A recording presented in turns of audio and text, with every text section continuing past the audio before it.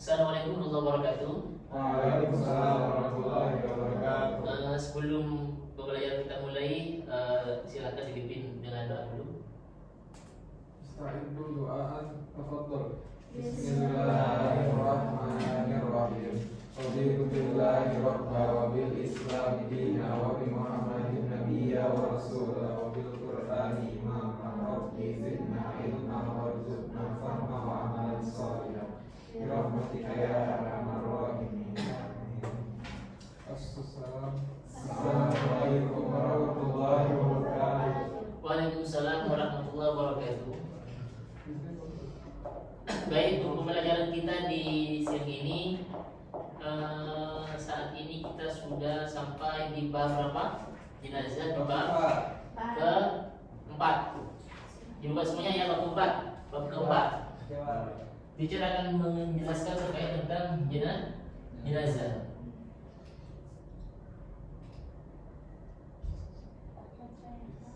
Jenazah.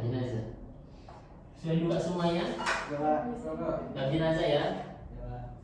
Jadi jenazah itu merawatnya hukumnya apa? Jadi kalau ada jenazah bagi seorang muslim, hukumnya itu seperti memandikan, kemudian membungkus atau mengkafani, kemudian mensolati, kemudian mengubur. Ini hukumnya apa? Fardu kifayah. Hukumnya fardu kifayah. Ini yang pertama. Jadi harus tahu hukumnya dulu. Akan tetapi kalau nanti ternyata umpamanya ada di antara kita menjumpai mayit di tengah hutan umpamanya ya, itu bagaimana hukumnya nanti?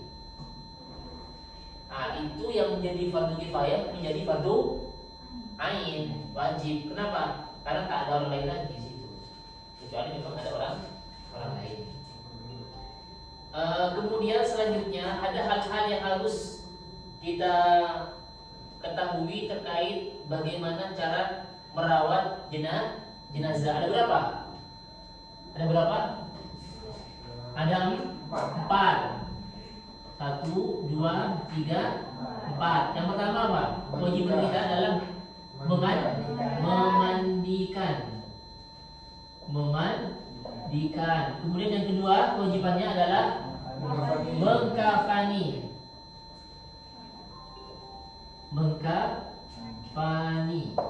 Yang nomor 3 kewajibannya setelah mengkafani apa? Menyolatkan. Kemudian yang keempat terakhir, setelah disolatkan maka kewajibannya adalah menguburkan.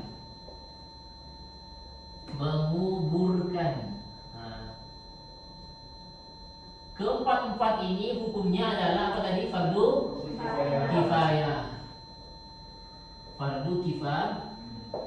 kifayah. Nah, intinya fardu kifayah: memandikan, mengkafani, menyolatkan, dan menguburkan. Nah, pertama adalah mengenai tentang memandikan. Cara-cara memandikan. Sudah tahu semuanya cara-cara memandikan jenazah? Sudah tahu belum? Jadi jenazah itu dimandikan dulu yang pertama. Dimandikan. Kalau sudah dimandikan maka mengkafani. Setelah mengkafani lalu menyolatkan, yang terakhir baru menguburkan. Pertama memandikan. Dimandikannya dengan air yang bersih, yang suci. Dimandikan, dibersihkan semua najisnya, semua kotorannya itu dibersihkan semuanya. Kemudian cara-caranya itu sudah kita pelajari ya. Selanjutnya adalah setelah dimandikan bersih, setelah suci semuanya dimandikan, maka langkah yang kedua adalah mengkafani. Baik diangkat dari tempat mandinya tadi, dibawa untuk dikafani, dibungkus. Ada berapa lapis? Kalau ada laki-laki, ada perempuan. Kalau laki-laki dibungkusnya berapa lapis? 3. Yang wajib berapa lapis? Sebenarnya yang wajib itu satu, tapi harus menutupi semua aurat, anggota badan. Kemudian untuk menyempurnakan, maka laki-laki itu kalau laki-laki ya, kalau laki-laki maka sempurnanya berapa lapis? Tiga lapis, betul kan? Ini 3 lapis. Kalau yang perempuan berapa perempuan? 5 lapis.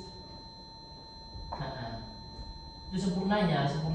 Kalau mengenai wajibnya itu sebenarnya setelah itu cukup, tapi dengan syarat menutupi semuanya. Tapi itu kan sulit untuk menghindari hal-hal yang tidak baik, terbukanya aurat atau yang lain, maka harus pakai yang sempurna 3 lapis. 3 lapis ditaruh semuanya. Kemudian biasanya lagi nanti dari 3 lapis ini ada tambahannya laki-laki, apa namanya? Tambahan apa itu? Jubah. Yang kedua apa? Sorban. Jadi 3 lapis pertama taruh, lapis kedua taruh, lapis ketiga taruh, kemudian jubah ditaruh, kemudian imamah sorban, ya kan? Baru dibungkus imamahnya dulu, jubahnya dibungkus, selesai. Baru dikat. Jangan lupa untuk sebelum menaruh kain kafan, pertama kali ditaruh apa? Bukan. Kan kita mau mengkafani. Kalau ingin mengkafani jenazah, maka yang pertama ditaruh di situ apa? Sebelum kain. Tali, jangan lupa. Tali berapa talinya kemarin? 3. Tapi ada nanti katanya kalau 3 kurang, maka boleh ditambah sampai 5. 3 di atas kepala, kemudian di tengah, kemudian di ujung kepala. Itu aja 3 ya. Di ujung kaki kalau dulu 1, 2, 3 di ujung kaki. Jangan sampai kayak kemarin. Jangan sampai kayak kemarin ketika ditaruh kain kafannya baru ingat talinya lupa. Itu tidak boleh. Makanya yang ingat tali dulu 1, 2, 3. Kemudian selanjutnya itu cara mengkafani. Kemudian apa lagi? Kalau laki-laki 3. Kalau perempuan untuk sempurnanya adalah 5 lapis. 5 lapis. Kain 1 lapis, kemudian dikasih kain lagi 2, kemudian dikasih sarung, kemudian dikasih kerudung, kemudian dikasih atau cadar. Ngerti ya? Itu kalau perempuan, caranya sama, tali dulu ditaruh, baru nanti dibungkus, diikat. Pokoknya nanti jangan sampai keliru, nanti talinya enggak ditaruh, nanti bingung gimana mau menalikan, nggak bisa.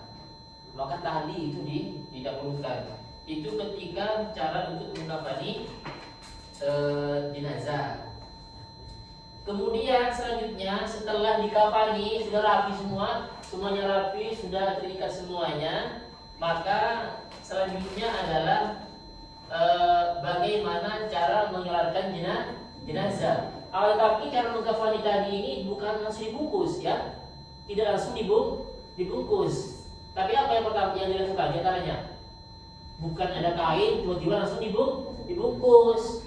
Lubang-lubang itu harus ditutup, dikasih kapur baru, situ dihancurkan, kemudian ditaruh kapur baru itu di mana? Di kapas. Kapur baru itu di kapas. Yang lubang-lubang itu ditutup dengan kapas, matanya ditutup, wajahnya itu ditutup dengan kapas, nggak harus dibungkus.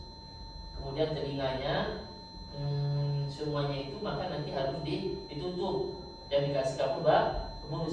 Kemudian disisir,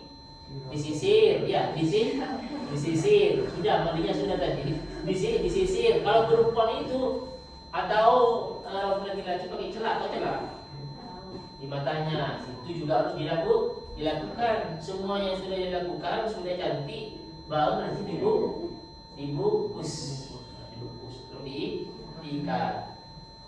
Nah, kalau sudah semuanya cara mengkafani, berikutnya adalah cara menyolatkan. Kita setelah mengkafani jenazah itu sudah dipersiapkan untuk disolatkan. Bagaimana cara untuk menyolatkannya? Maka cara menyolatkannya adalah kita harus letakkan jenazah ini menghadap kemana? Ke kiblat. Betul ya? Kiblat. Jangan sampai salah. Nanti tiba-tiba kepalanya ada di situ, kalian di sini, jadi kita sholat dia nggak menghadap kiblat. Kebalik, karena pernah kejadian di Tamas, tapi kemarin di Gali Musisi. Kita bisa nandai itu, dan kan nanti di jenazah itu ada tulisannya kan, inna lillahi wa inna ilaihi. Kalau nggak sesuai itu berarti ada kalanya memang jenazahnya yang yang kembali, atau memang itunya yang nggak pas yang menaruh itunya, makanya kembali. Maka dicek dulu. Kemudian dibuka nanti kaki yang ada jangan di depan kan, ya. Kalau nanti yang disolati adalah yang disolati ternyata itu adalah siapa namanya, laki-laki, maka di mana posisi imamnya? Kalau laki-laki, maka posisi imamnya di mana? Jadi kalau jenazah disolati, imamnya berdiri di mana? Kalau laki-laki di masih ingat kemarin didekatkan ke kepala ya, berarti ya. Jadi kalau laki-laki, kalau perempuan maka imam posisi imamnya di mana? Dekat ya, perut. Nah, seperti itu. Dekat dengan pantatnya berarti kan ya, di sebelah situ namanya. Seperti itu.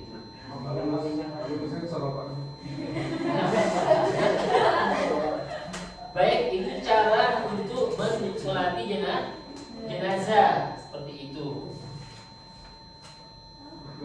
Kemudian dalam sholat jenazah juga yang perlu diketahui itu yang pahalanya banyak itu beda dengan sholat jemaah. Kalau berjemaah itu ya beda. Kalau jemaah itu harus softnya harus rapat banyak ke samping. Kalau jenazah tidak seperti itu.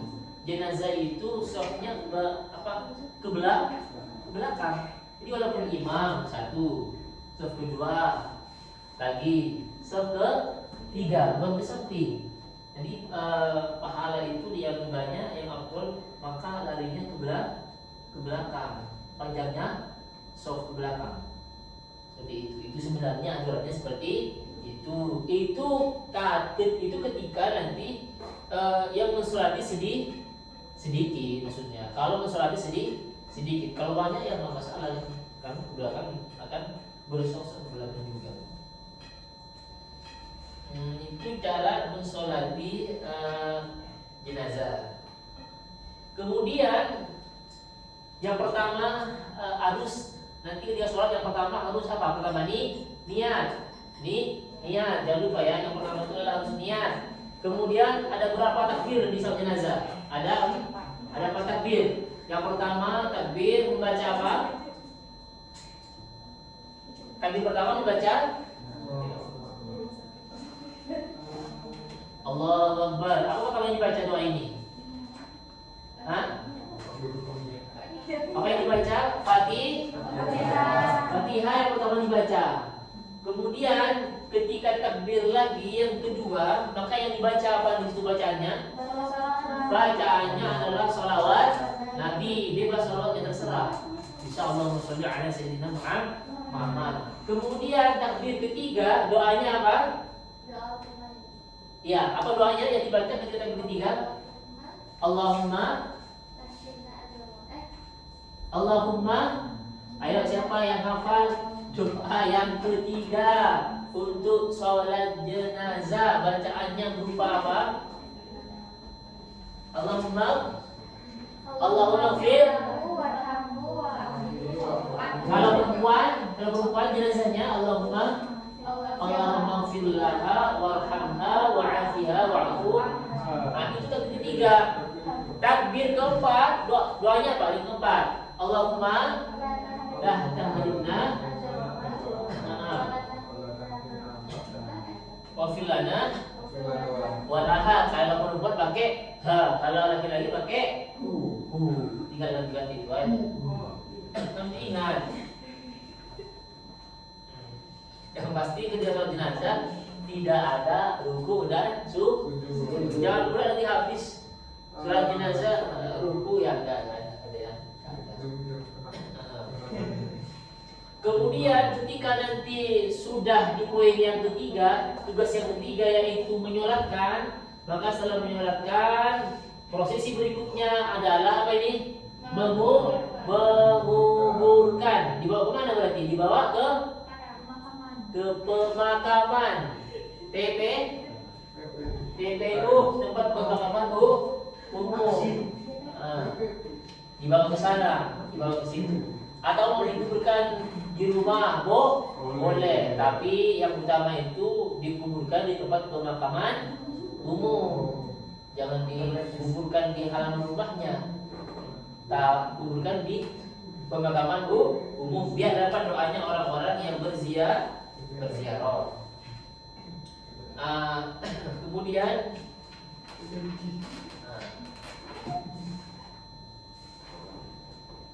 seperti itu. Tinggi, bisa dibuka halaman 66. Dibuka halaman 66, sudah. Sudah ya, halaman 66 dibuka ya.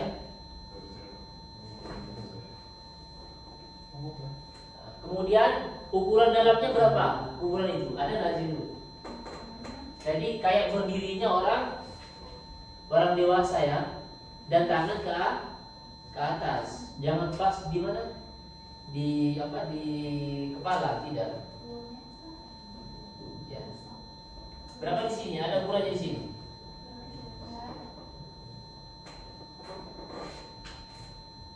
Kemudian jangan lupa pula posisi jenazahnya ya, karena nanti ketika dikubur menghadap ke mana?